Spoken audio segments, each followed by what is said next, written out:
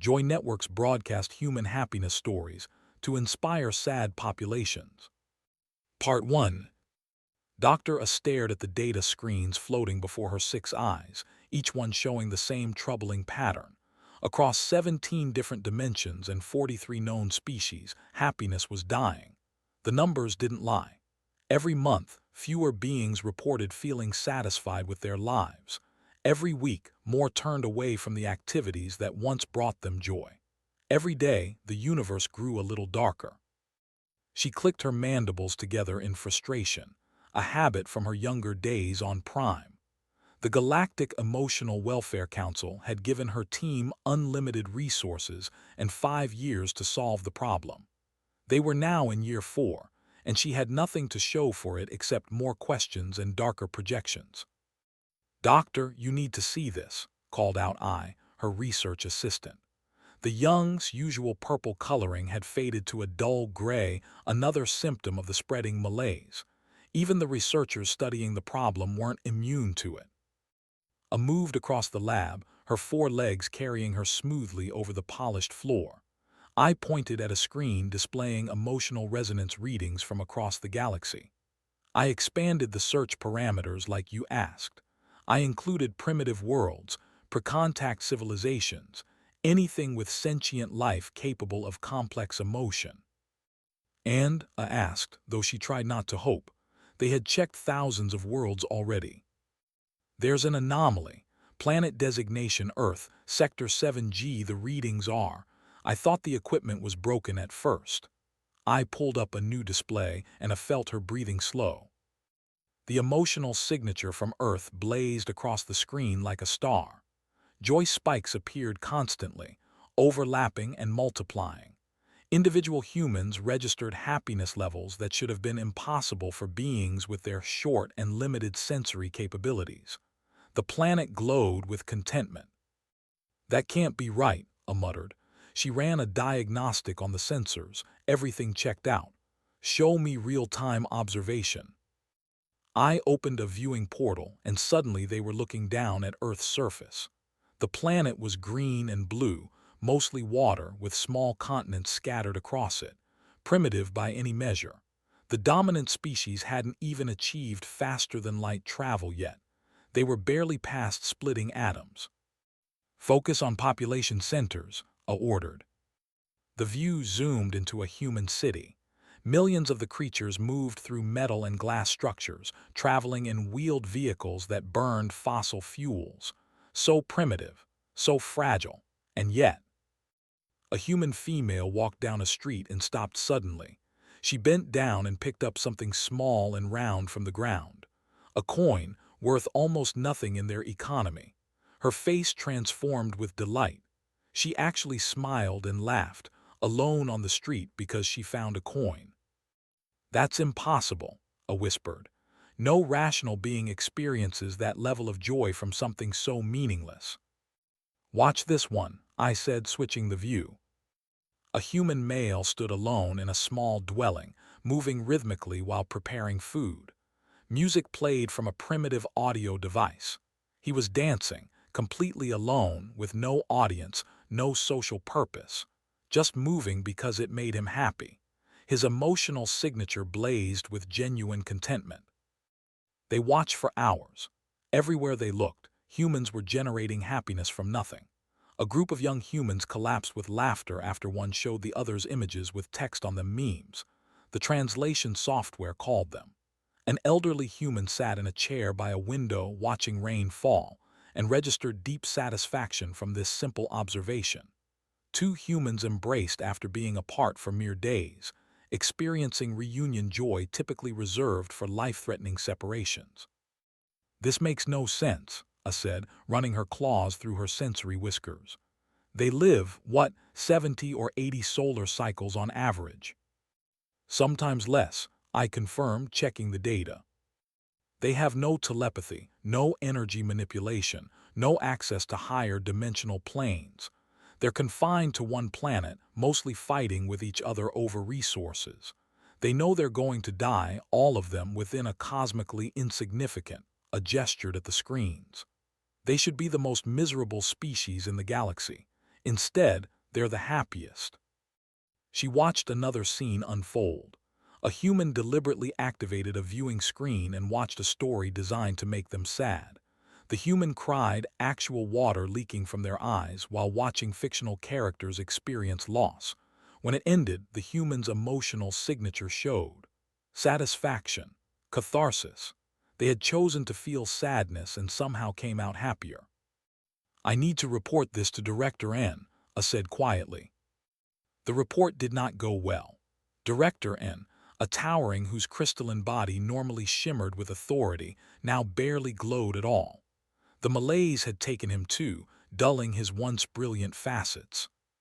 "Humans," he said, the word echoing through his crystal structure with something like disdain.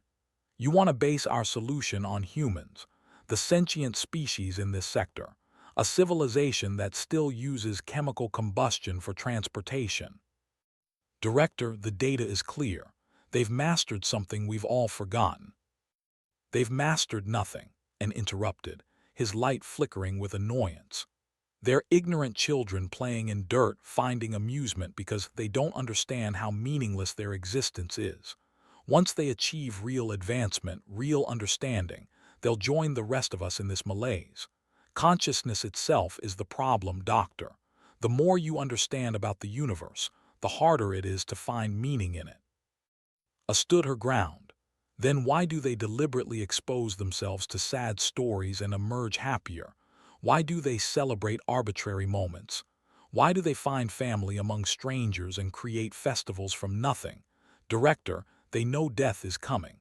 They understand their own insignificance, and they choose joy anyway. Delusion is not wisdom. Maybe wisdom is the delusion, a shot back. Maybe we've thought ourselves into misery while they've felt their way into happiness. The director dimmed further, turning away. "Your research is noted, Doctor. Continue monitoring other civilizations. I expect a viable solution in 6 months." He paused at the doorway. "The Council will not accept primitive emotional responses as an answer to an existential crisis. We are beyond such simple solutions." Back in her lab, I couldn't stop watching the humans. She observed a human father making exaggerated silly faces and strange noises, dancing ridiculously, all to make his offspring stop crying. The child laughed, and the father's satisfaction registered higher than most species felt during their greatest achievements. She watched humans gather in groups for no purpose except to share food and conversation, talking for hours about nothing important, and registering deep contentment the entire time. She saw a human overcome visible fear to approach another human and ask to spend time together dating, they called it. The risk of rejection, the vulnerability, the potential for emotional pain, and yet they did it anyway, hopping for connection. When the other human said yes, the first one's joy spiked so high it nearly broke the sensor. A natural disaster hit a human settlement, buildings collapsed, lives were lost, and within hours other humans flooded in from everywhere to help. They rebuilt together, sharing resources, laughing at themselves covered in dust and mud, singing songs while they worked. They chose solidarity over despair. They manufactured hope from catastrophe. I made a decision. She didn't have authorization. The council would likely strip her of her position. But she couldn't watch the universe sink into misery while the solution danced alone in kitchens across a primitive planet. She began building the Joy Network in secret, a broadcast system that could translate human emotional experiences into universal wavelengths. If beings across the galaxy could feel what humans felt, could understand how they created happiness from nothing, maybe they could learn to do the same. The first broadcast went live on a quiet cycle during minimal oversight. She chose something simple, a human grandmother teaching her grandchild to bake cookies, a food preparation ritual filled with patience, warmth, and unconditional love. The old human's weathered hands guided the small child's clumsy fingers. They made a mess. They laughed. They created something together. The pure, uncomplicated joy of it all translated perfectly across dimensions. Within one rotation, 3 billion beings had tuned in. Within 2 rotations, A's communication systems overloaded with messages. Within 3 rotations, the council was demanding to know what she had done. But the beings kept watching. Across the galaxy, for the first time in generations, people were beginning to remember what happiness felt like. Part 2. The messages flooded in faster than A's systems could process them. Beings from every corner of 17 dimensions wanted more. The who hadn't performed their ceremonial dances in a decade sent a petition signed by 40 million individuals. The whose music academies had been closing for lack of interest demanded access to human song databases. Even the isolated crystalline communities, who rarely contacted other species, reached out asking for more of the warm feelings. A worked 18 hours a day curating broadcasts. She didn't sleep much anymore, surviving on stimulants and the electric thrill of watching her experiment succeed. I helped when she could, but even her assistant thought the whole project was heading for disaster. "The director is going to shut you down," I warned, her purple coloring starting to return as she watched a broadcast of human friends sharing a meal. "You know that, right?" "Let him try," I muttered, queuing up the next transmission. "Look at the data. Suicides are down 40% in sectors that have access to the broadcasts. Productivity is up. Crime is down. Beings are smiling again." When was the last time you saw someone genuinely smile? The broadcast she was preparing featured a human father coming home from work. His small child heard the door open and came running, shrieking with joy, leaping into his arms. The father caught her and spun her around, both of them laughing. Such a simple moment. The father had only been gone for hours, not years. The child saw him every day, and yet they celebrated the reunion like it was a miracle.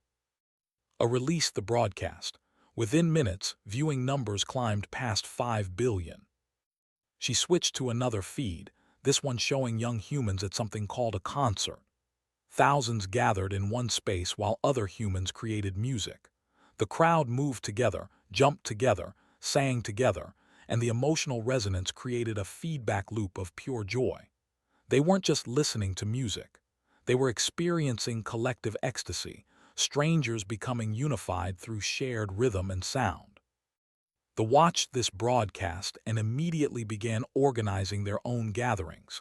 For the first time in years, they danced again, adapting human enthusiasm to their own six-limbed movements.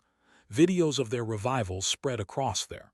Parents taught children dances that had been forgotten. Elders wept seeing their culture reborn.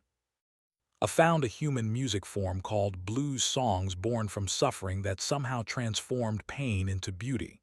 The lyrics spoke of hardship, loss, and injustice, but the music itself felt triumphant. Humans took their worst experiences and made art from them, creating meaning from meaninglessness, beauty from sorrow. They studied these songs obsessively. Their greatest composers, who hadn't written anything in years, began creating again. They called it the human technique, the art of transmuting suffering into something valuable. Within weeks, new symphonies filled their concert halls, works that acknowledged darkness while celebrating light. One broadcast showed humans deliberately seeking out natural phenomena. They traveled distances just to watch the sun set, to see water fall from heights, to observe atmospheric light patterns they called auroras. They found profound meaning in temporary beauty, in things that would exist whether they watched or not. The who had dimmed their own luminescence in their collective depression began experimenting with light displays again. They created crystal gardens that caught and refracted starlight, and gathered to watch the patterns together. A discovered human game nights gatherings where humans played structured activities with arbitrary rules for no purpose except enjoyment. They threw dice, moved pieces on boards, competed and cooperated, and laughed constantly. The concept spread like wildfire. Species across the galaxy started creating their own game night traditions, mixing human games with their own cultural adaptations. A particularly moving broadcast showed a human stopping to help an injured animal on the side of a road. The creature was dirty and frightened, possibly diseased. The human had no obligation to help. They could have driven past. Instead, they picked up the animal, took it to a medical facility, paid for its treatment, and eventually adopted it into their home. The animal became their companion, and the human's joy at this bond registered as powerfully as any achievement. Rescue centers were established on a dozen worlds within a month. Beings began caring for other species not for resources or advancement, but simply because compassion felt good. The human ability to find joy in small victories particularly fascinated A. A human completed a difficult task at work and celebrated by purchasing a special food. Another human exercised their body to the point of exhaustion and felt accomplished. A third human cleaned their living space and experienced satisfaction from the order they created. They manufactured reasons to feel proud, to feel successful, to feel happy. Human joy clubs formed across the galaxy.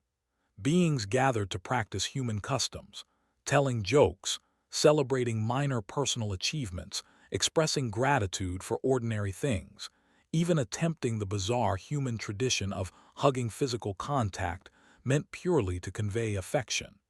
Species that had never touched each other casually began adapting the custom to their own physiologies. The happiness indices climbed steadily. Month by month, the malaise retreated.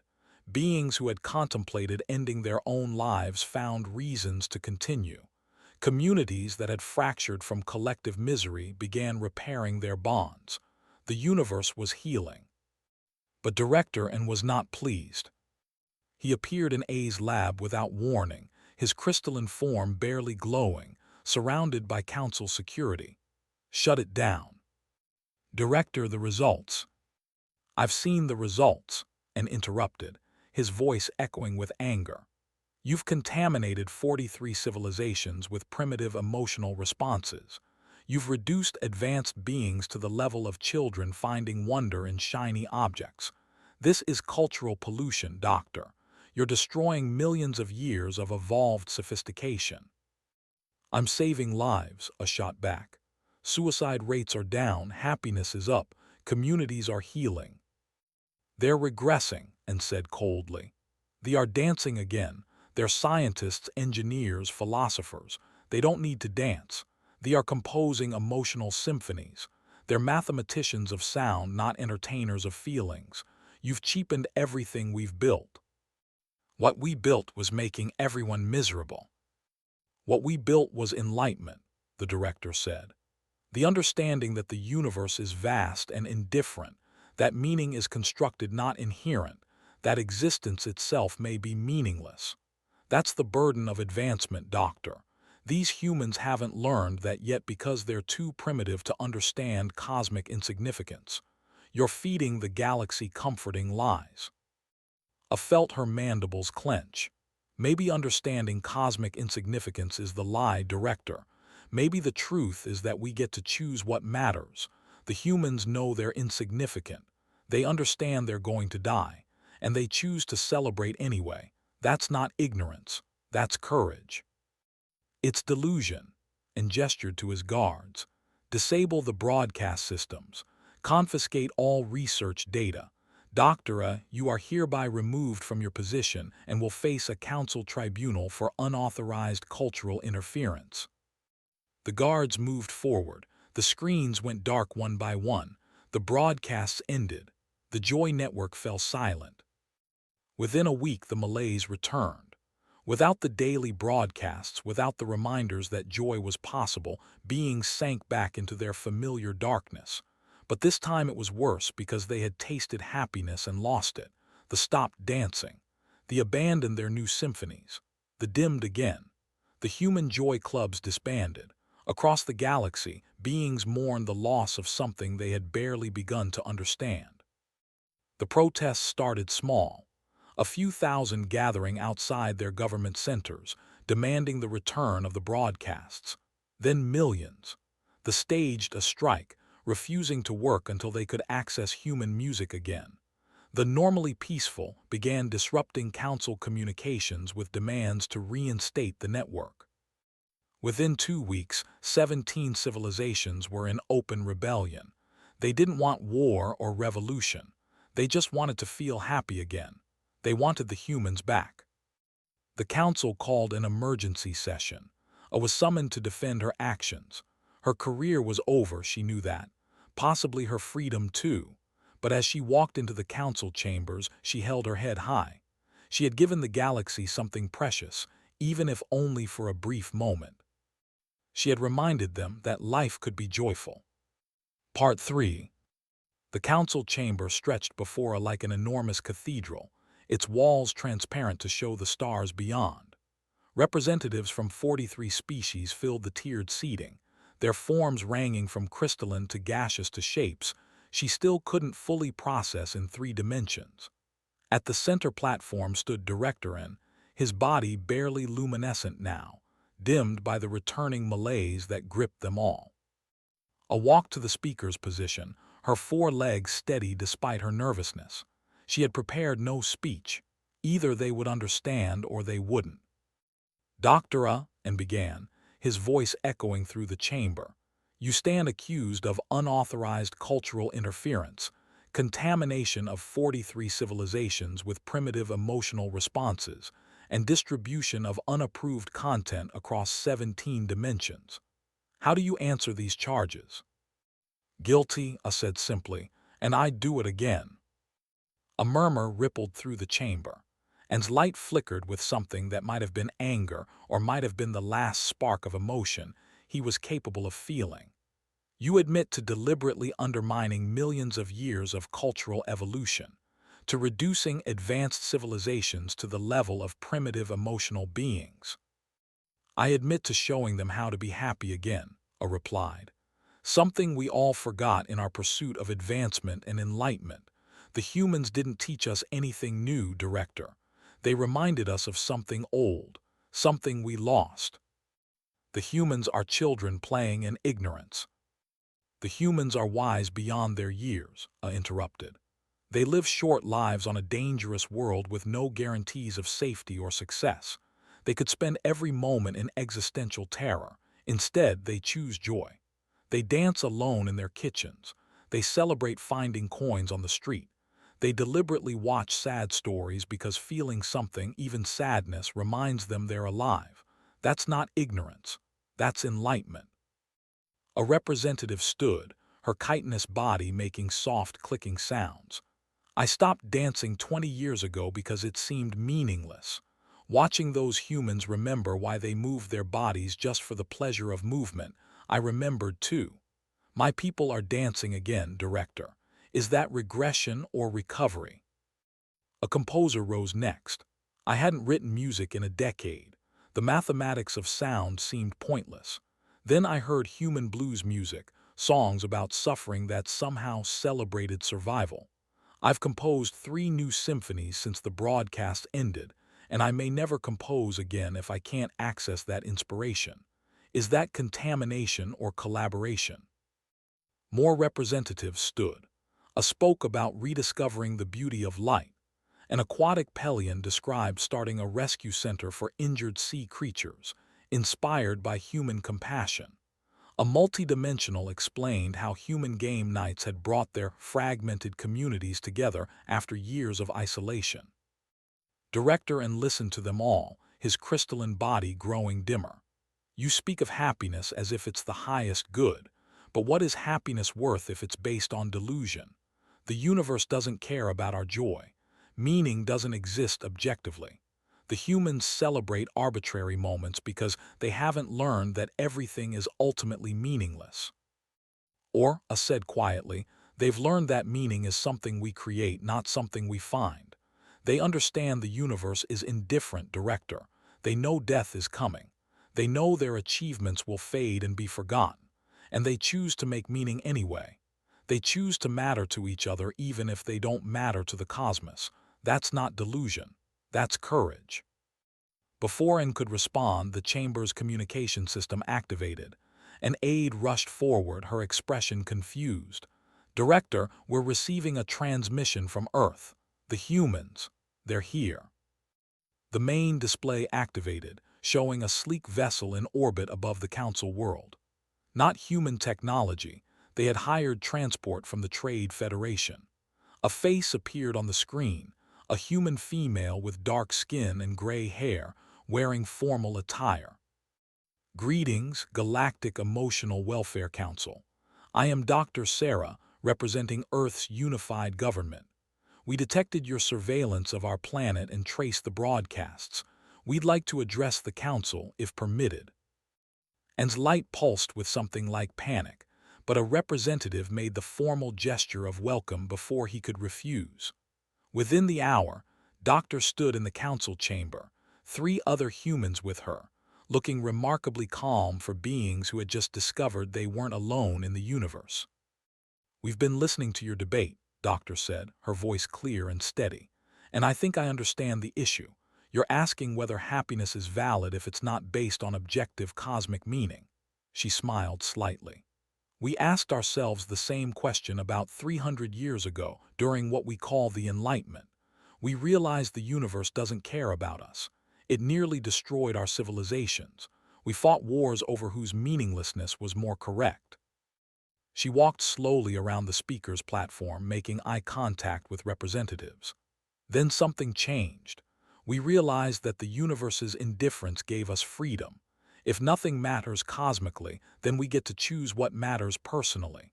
We can't find universal meaning, so we make individual meaning. We can't live forever, so we celebrate today. We can't control outcomes, so we find joy in effort. A representative spoke, her crystalline voice chiming. But how do you maintain this? How do you choose joy when you know it's ultimately futile? Because futile doesn't mean worthless, another human answered, a young man with bright eyes. I'm a musician. Every song I write will eventually be forgotten. Every performance ends.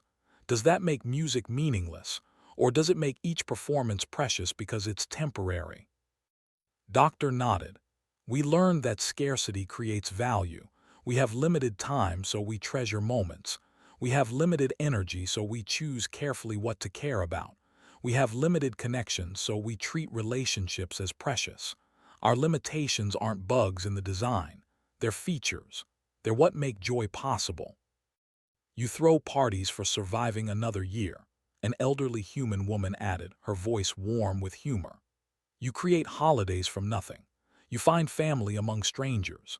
You laugh at your own suffering because the alternative is despair, and despair accomplishes nothing. You've survived wars, plagues, natural disasters, and countless personal tragedies by choosing, every single day, to find something worth smiling about. The 4th human, a young woman, spoke with quiet intensity. My grandmother used to say that happiness isn't something you find or achieve. It's something you practice. Like a muscle, it gets stronger with use. You don't wait for a reason to be happy. You choose happiness and then find reasons to justify the choice. It sounds backwards, but it works. Director N's light flickered. You're describing self-deception, deliberately ignoring reality to maintain a pleasant fiction. No, Doctor said firmly. We're describing selective attention. Reality contains both suffering and beauty, pain and pleasure, loss and gain. We acknowledge all of it. We just choose to focus on what helps us thrive rather than what makes us despair. That's not ignorance. That's survival strategy. That's wisdom. She pulled out a small device and projected images into the chamber. Humans helping each other after disasters. Humans caring for animals and plants. Humans creating art and music. Humans playing games and sharing meals. Humans hugging, laughing, crying together, supporting each other through everything life threw at them. This is what we can offer the galaxy, Doctor said. Not technology or weapons or resources. We offer permission. Permission to be happy without earning it. Permission to find meaning without proving it. Permission to celebrate existence simply because you exist. We've digitized billions of human experiences, stories, art pieces, music, traditions, and philosophies focused on creating and maintaining joy. We'll share all of it freely. No payment required. No political strings attached. This is humanity's gift to the cosmos. The chamber fell silent. I felt her breathing quicken.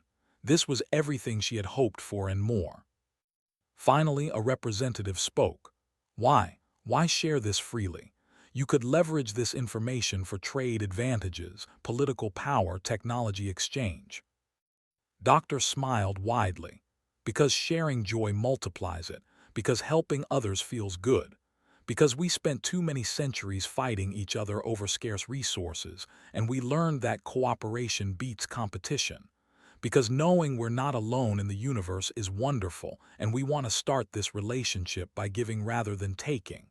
She paused.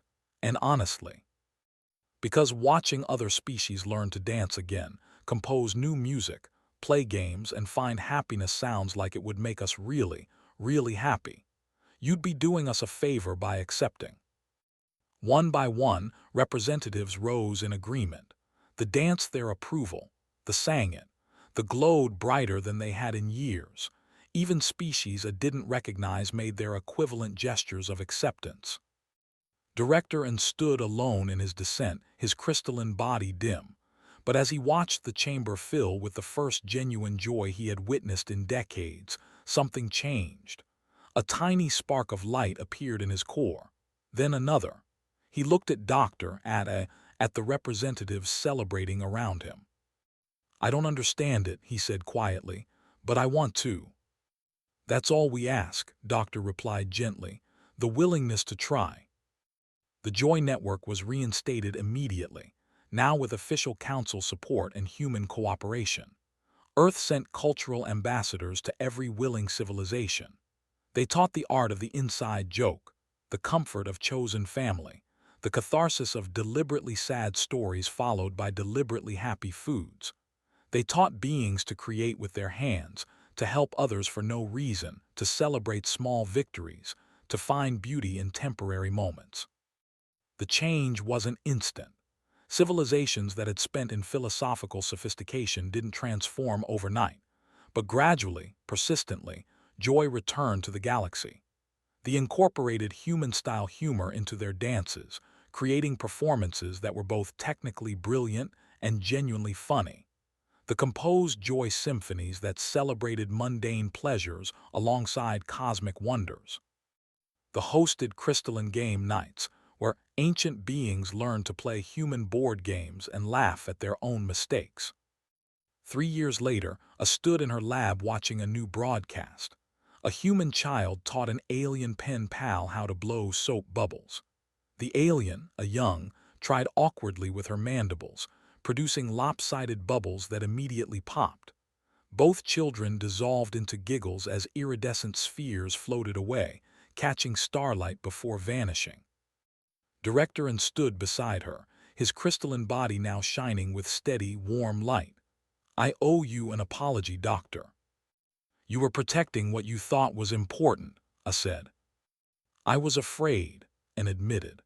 Afraid that if we acknowledged happiness as valuable, we'd have to acknowledge how much we'd lost. Easier to call it primitive than to admit we'd forgotten how to feel it. On the screen, the two children tried again, creating a cloud of bubbles that reflected both their worlds. The human laughed. The clicked with joy. Above them, stars shone in a universe that didn't care whether they were happy or not. But they were happy anyway. And that, as the humans would say, was exactly the point.